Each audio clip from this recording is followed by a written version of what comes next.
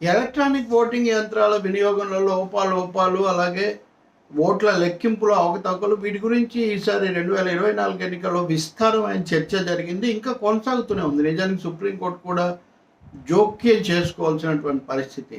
ప్రత్యేకించి ఆంధ్రప్రదేశ్లో శాసనసభ ఎన్నికలు అయిన తర్వాత ఈవీఎంల వల్ల ఓడిపోయామన్న సందేహాన్ని అధికారం కోల్పోయిన వైసీపీ అధినేతలు వ్యక్తం చేయటం కూడా ఈ చర్చని కొంచెం ఆసక్తికరం చేసింది.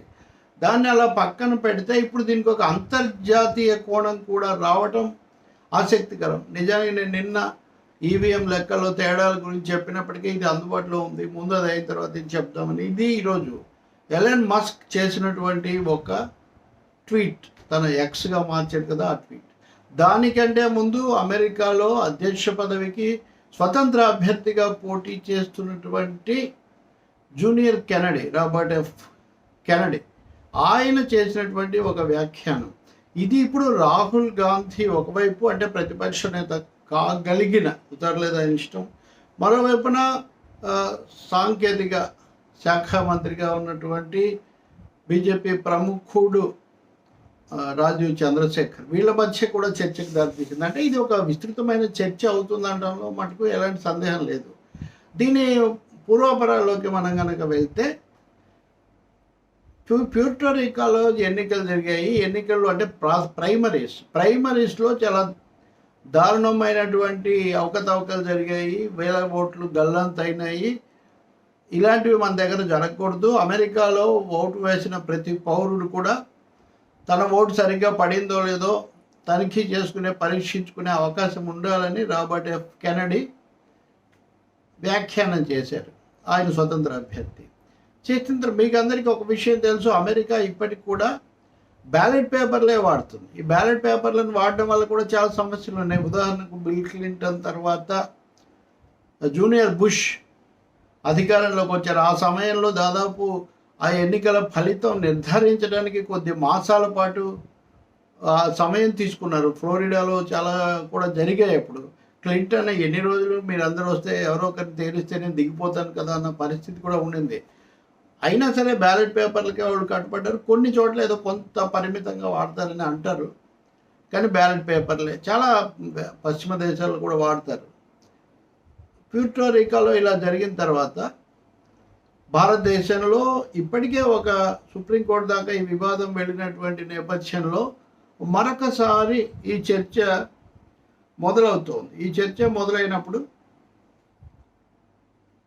ఏమైంది, అసలు ఈ ఈవీఎంలు అనే వాటిని ఆర్టిఫిషియల్ ఇంటెలిజెన్స్, కృత్రిమ మేధ, ఏఐ సహాయంతో కానీ మనుషులు కానీ వీటిని మాయ చేసేటటువంటి అవకాశం ఉంది. కాబట్టి అసలు ఈవీఎంస్ అనేవి వాడకూడదు, వాటిని నిషేధించాలన్న పద్ధతిలో ఎలన్ మస్క్ వ్యాఖ్యానించారు. సరైన తీవ్రమైన వ్యాఖ్యానాలు చేస్తుంటారు, అది మనకు తెలుసు. భారతదేశానికి కూడా ఆయన తన పర్యటన ప్రధాని మోదీని కలుసుకోవడానికి వస్తాన తర్వాత దాన్ని కొంచెం వాయిదా కూడా వేసుకున్నారు.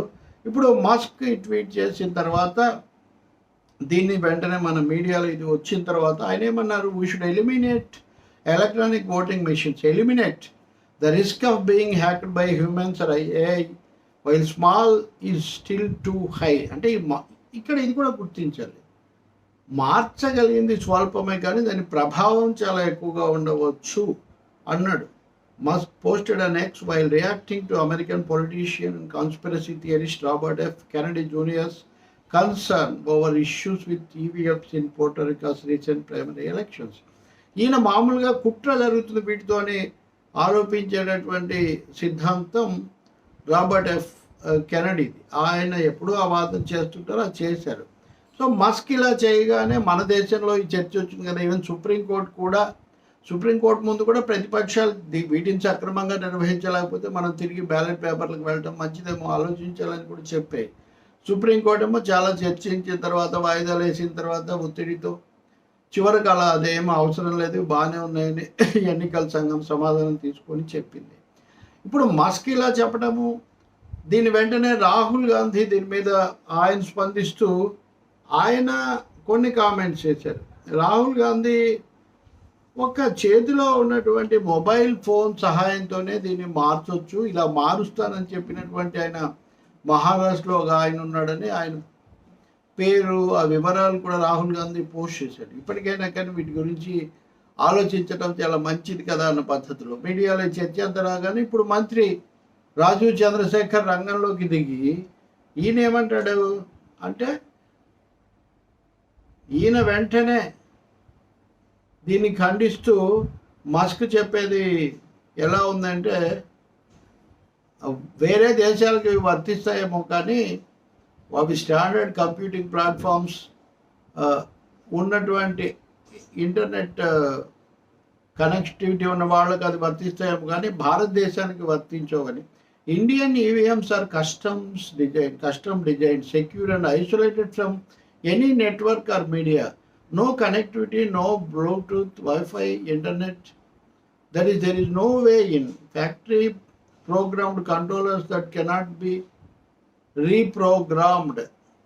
Chandrasekhar also offered to provide a tutorial on how to properly design and build secure electronic voting machines. Electronic voting machines can be architected and built right in India has done. We would be happy to run a tutorial. Elon కలుసుకోవడానికి వచ్చినప్పుడేమో Elon Musk చాలా గొప్ప, మోదీని కలుసుకొని వస్తాడు. ఇప్పుడు ఆయన ఏదో కొన్ని విమర్శలు చేసేసరికి ఆయనకు మేము ట్యూషన్ చెప్తామని రాజీవ్ చంద్రశేఖర్ అంటున్నాడు. లోపాలు అయితే ఉన్నాయి కదా, లోపాలు దిద్దుకోవడానికి ఏం చేయాలి అన్న విషయం ఒకటి. బ్యాలెట్ పేపర్కి తిరిగి వెళ్ళాలి అనేటటువంటి మాట సుప్రీంకోర్టు కూడా పరిశీలించింది కదా. కాబట్టి కెనడీ ఏమంటాడు, Kennedy, who is running for the US presidential elections as an independent candidate, had cited an Associated Press report on hundreds of voting irregularities and stressed the importance of a paper trail to identify and correct such issues. Luckily, there was a paper trail, so the problem was identified and vote tallies corrected. What happens in jurisdictions where there is no paper trail? అని అడిగాడు ఆయన. సరిగ్గా మన దగ్గర కూడా VVPAT అన్నది వచ్చింది దానికోసమే. అది 10%, 10% చేయాలి, అన్నింటికీ చేయాలా, ఈ చర్చ కూడా జరిగింది. So US citizens need to know that every one of their votes are counted and that their elections cannot be hacked. We need to return to paper ballots to avoid electronic interference with elections. My administration will require paper ballots and we will guarantee honest and fair elections. ఇది ఆయన చెప్పింది, ఇదేమో Musk చెప్పింది. చంద్రశేఖర్ మటుకు ఇదేదో huge sweeping generalisation, అది జనరల్గా ఆయన చెప్తున్నాడు. అంటే ఇంకెవరు కూడా నిర్మించలేరు చాలా సురక్షితమైన ఈవీఎంలు అన్నట్టుగా మస్క్ చెప్తున్నాడు. కానీ మేము భారతదేశంలో చాలా గొప్ప ఈవీఎంలు నిర్మిస్తామన్నట్టుగా ఆయన చెప్పడం మనకు ఆశ్చర్యం కలిగిస్తుంది. ఎందుకంటే భారతదేశం కంటే సాంకేతికంగా ఈ విషయాల్లో వాళ్లకు అవగాహన తక్కువ అని మనం చెప్పలేము. మనము మనల్ని తక్కువ చేసుకొని అక్కర్లేదు, కానీ తప్పనిసరిగా వాళ్ళకున్నటువంటి అడ్వాంటేజెస్ వాళ్ళకు ఉన్నాయి. మరి ఇప్పుడు ఒక్కసారిగా ఇది మనకు సరిపడదని దీన్ని ఇలా మాట్లాడటమే మనకు ఆశ్చర్యం కలిగిస్తుంది. సో రాహుల్ గాంధీ కూడా ఇప్పుడు కామెంట్ చేశాడు కాబట్టి ఇవి అమెరికాకు, ఇది కూడా అంటాడు Rajeev Chandrasekhar, Elon Musk view may apply to US and other places. వాళ్ళకు అక్కడ వేరే ప్లాట్ఫామ్స్ ఉంటాయి కాబట్టి అలా జరగవచ్చు, మనకు అలా జరగదని. మనకు వేరేవి లేవు అని ఎలా చెప్పగలుగుతాము? చంద్రశేఖర్ ఎలా ఉంటే Congress MP Rahul Gandhi posted an image of a new article that says an individual had access to a mobile phone with which an EVM can be unlocked. Rahul said in his post, EVMs in India are a black box అన్నాడు, and nobody is allowed to scrutinize them. Whatever scrutinize చేయడానికి లేదు.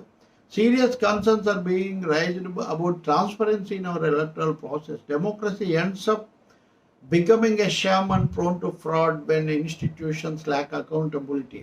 అంటే ఇక్కడ సమస్య ఏమంటే, ఇది Rahul Gandhi tweet. ఇక్కడ సమస్య ఏమంటే ఇది ఆయన కోట్ చేసినటువంటి వ్యాసం. సో ఇప్పుడు ఇది ఒక అంతర్జాతీయ సమస్యగా మారింది. The news report by Midday reveals that the accused in question, Mangesh Pandekar, is relative of Mumbai Northwest MP Ravindra Vaikar, who belongs to Eknath Shinde Shiva Sena. The article cites police officials as saying that the phone can be used to generate one-time password to unlock an EVM machine and was used on June 4th inside NESCO Center. కాబట్టి మంగేష్ పాండేకర్ అనే ఆయన దగ్గర ఉన్నటువంటి mobile ఫోన్లో ఒక OTP ఉంది. ఈ OTP ద్వారా ఈవీఎం మెషిన్ ఓపెన్ చేయొచ్చు. జూన్ 4వ తారీఖున నెస్కో సెంటర్లో దీన్ని ఉపయోగించారు అని పోలీస్ కంప్లైంట్. సో వీటిని రాహుల్ గాంధీ కోట్ చేశారు. ఇప్పుడు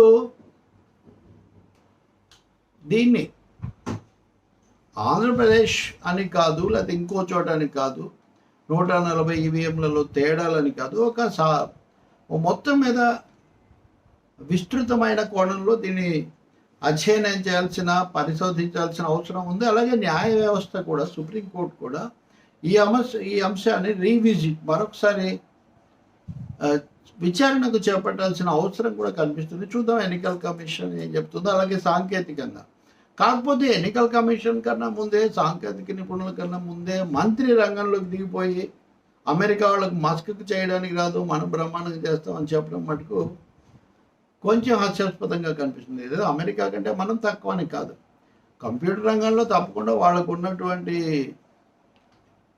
ప్రథమ ప్రావీణ్యత వాళ్ళకు ఉంది. మనం కూడా అందులో భాగం కావచ్చు. రెండవది, వాళ్ళే పక్కన పెట్టి ఎందుకు బ్యాలెట్లకు వెళ్తున్నారు, సుప్రీంకోర్టు ఈ చర్చను మరింత విస్తృతంగా చేస్తుందా అన్న అంశాన్ని మనం చూడాలి. మూడోది, నేను ఇంతకుముందు కూడా చెప్పాను, మళ్ళీ చెప్తున్నాను, దీన్ని ఏదో ఇప్పుడు వచ్చిన ఫలితాలను ముడిపెట్టేసి వెంటనే చర్చ అక్కడ పరిమితం చేయాల్సిన, అక్కడ ఆపేసి అది ఇది ఒకటే అన్నట్టుగా చేయాల్సిన అవసరం కూడా లేదు. అసలు సమస్య లేదని చెప్పడం కూడా సరికాదు.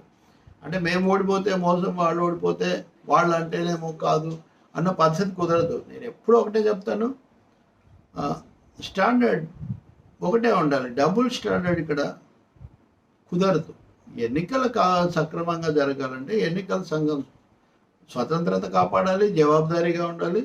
ఎన్నికల యంత్రాలు కూడా తప్పకుండా అన్ని పరీక్షలకు నిలబడాలి. మరి ఈ చర్చ తర్వాత ఏం జరుగుతుందో, ప్యూర్టో రికాలో పూర్తిగా ఏం జరిగిందో కూడా మనం తెలుసుకునే ప్రయత్నం చేద్దాం.